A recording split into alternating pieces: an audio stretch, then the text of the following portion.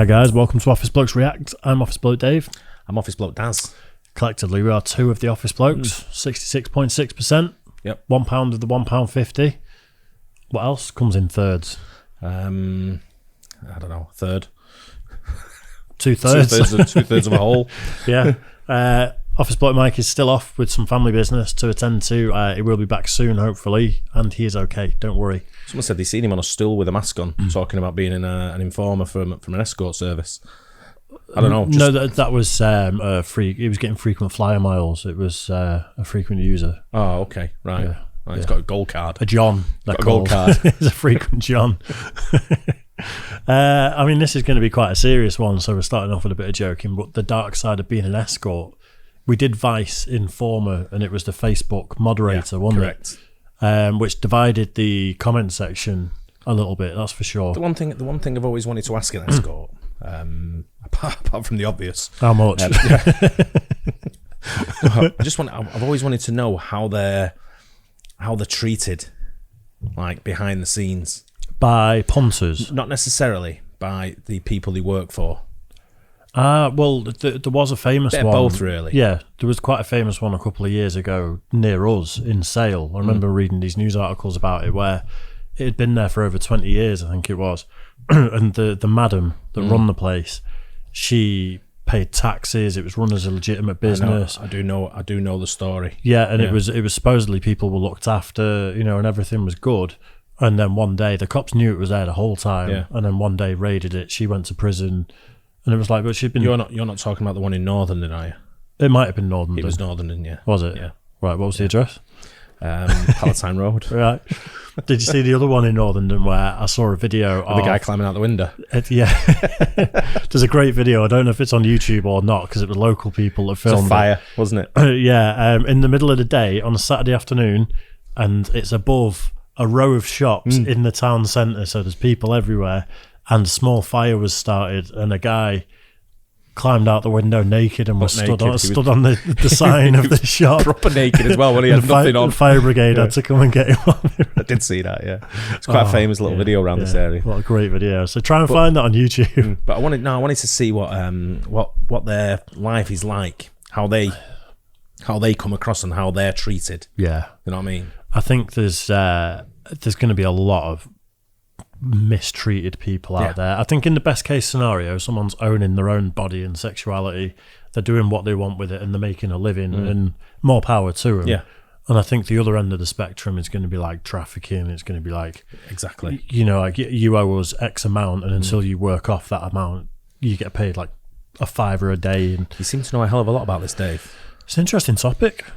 Let's see what you say. But yeah, we'll get into it. The dark side of being an escort. Let's do it.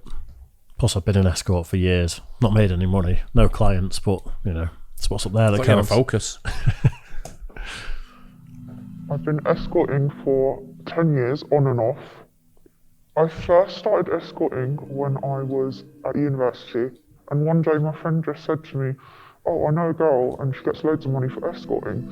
And I was only 18 at the time. And naively, I thought it was just going for dinner with men. It was more of a sugar baby role I had in my head. When I got to my first job, I soon realised that it was definitely not. Since then, obviously, there's been a lot of jobs, and I try and block them out. I can't remember all of them. I don't know how many people I've had sex with. It's probably thousands. Wow. During COVID, the hotels are actually still open secretly. Yesterday, I booked a hotel. It's basically like a brothel. Everyone does it there. In the first few months of the lockdown, I actually didn't do many meets, but luckily some old clients had managed to find me again. It didn't really stop anyone. Clients were still meeting, escorts were still booking the hotels. No one was scared of the virus. I swear, when it comes to sex, men do not give a shit. They will seriously just do anything. A guy was like, "Do you want to give me COVID? Like, tell me you want to give me COVID and make me die." I was spitting on him and coughing on him, and then afterwards he's like, "Did you get tested? Have you got COVID?" And I was just like, "You fucking weirdo." Now that's a niche fetish, isn't it? I don't know. I think you just don't know what to expect, I guess. What you're going to get. These people are going there, they're going into the unknown. Unless they've got a regular client, I guess, who they know how it's going to be and what they're going to have to do. It's proper danger. But some of these guys, they just get these fucking thoughts in their head and think that's what they can. That's what I was getting at. How they can treat these people badly, so they can treat them however they want to treat them in a legal kind of way, but illegally, if that makes sense. I get what you're saying. Doing illegal shit, but kind of legal.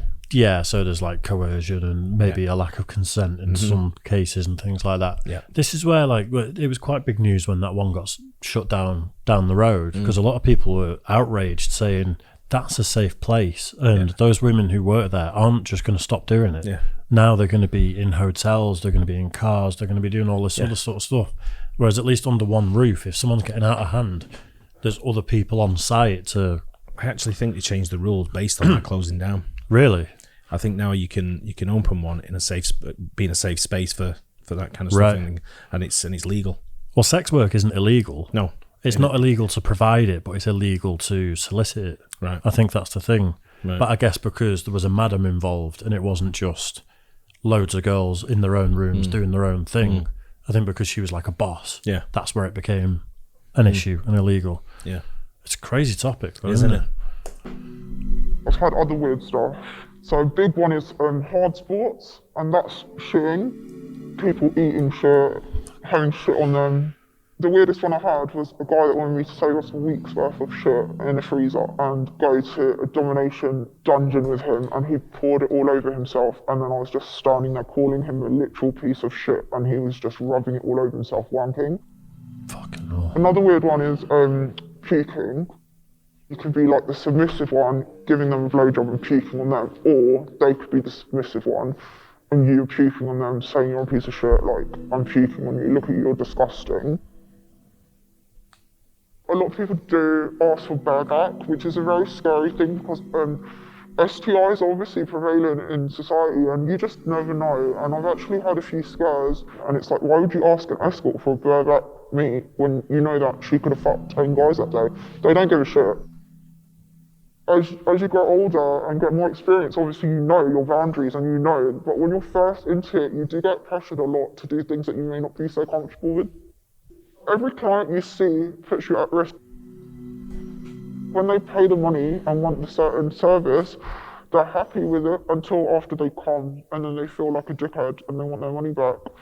And you never know when someone's going to have a psychotic attack. It's a risky business.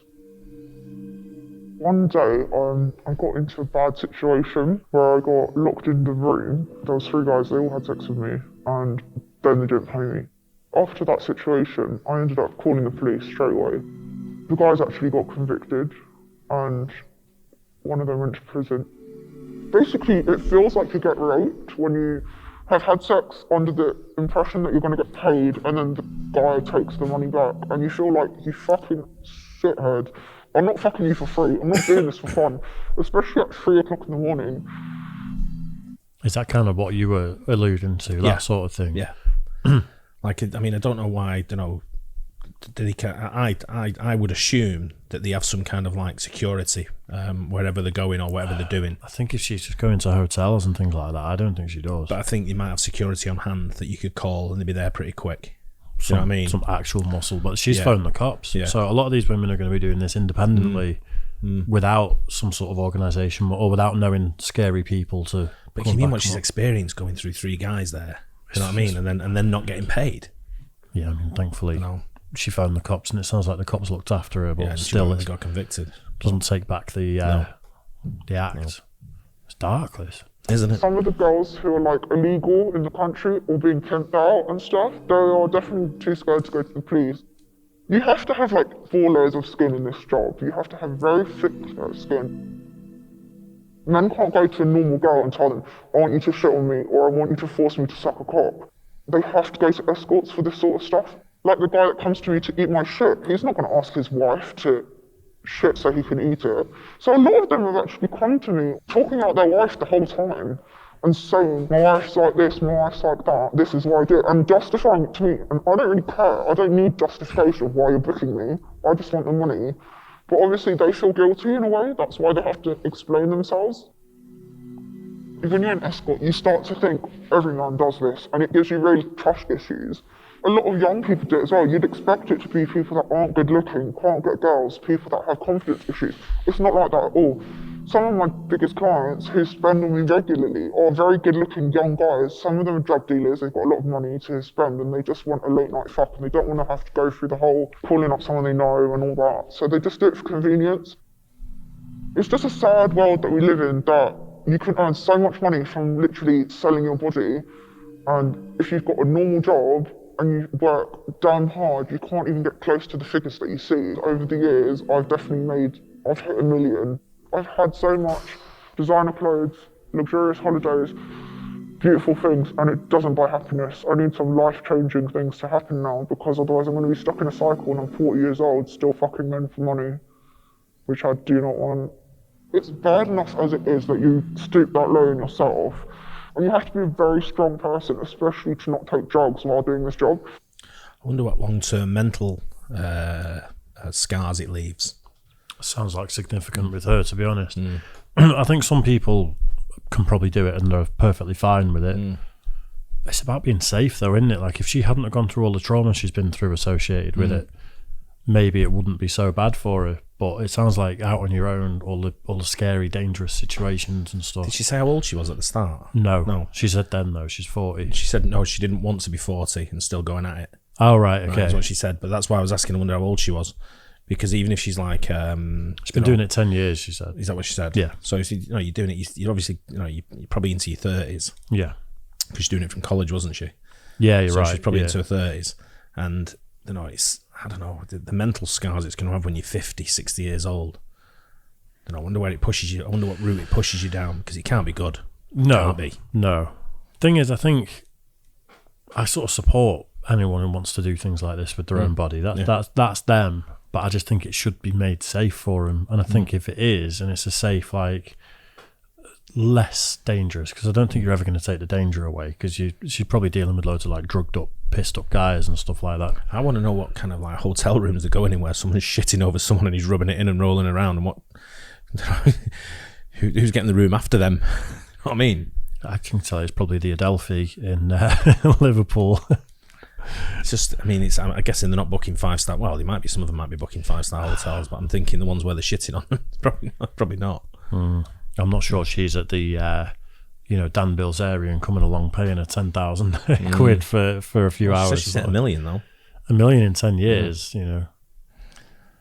Some going that, smashing it out. 100 grand a year. Definitely not paying tax as well. No. That's the real reason she's got the mask on. HMRC are going to come. Some of them might be the customers. Well, I know they're female. She's a female, so they won't be. There's me getting investigated. Because you see a lot of shit, and also it's very depressing and lonely, and you live a lie. When I was younger, I used to be a bit more open about it, but I found very quickly that people don't want to talk to you if you are a sex worker. It's not a respected job.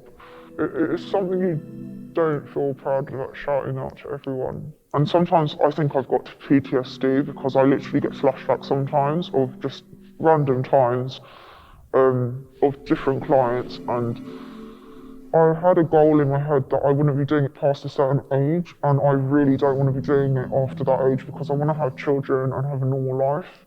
That's really all I want, but I do want to be rich. She's obviously very conflicted there, isn't she? Yeah. That last line of, but I just want to be rich. Yeah. And it's like, is it worth it if your head's messed up and you like you're saying, you get 40s, 50s, 60s and you're just an absolute mess? Is it worth it? Because your mind's never going to change. No, well, precisely. You can't block it out. I'd rather be poor and happy than rich and sad, that's for sure. But it's a rough one. It really is. Yeah, tough route to take. I just wonder, with OnlyFans being so big nowadays, I wonder how many people are just doing that instead of seeing clients. Yeah. And maybe the effect on them is nowhere near as bad, but the money's as good. Yeah. Or better. Yeah, possibly. Well, it's like you say, deep subjects. We've got a few deep subjects which we're going to target. Now, whether they come out on the membership. That'll guarantee be demonetised. So that might be a members video or what. We'll see. We'll see. Yeah. Hope you guys were interested in that. Interesting to find out different things like that, and we'll catch you on the next one. Cheers, guys.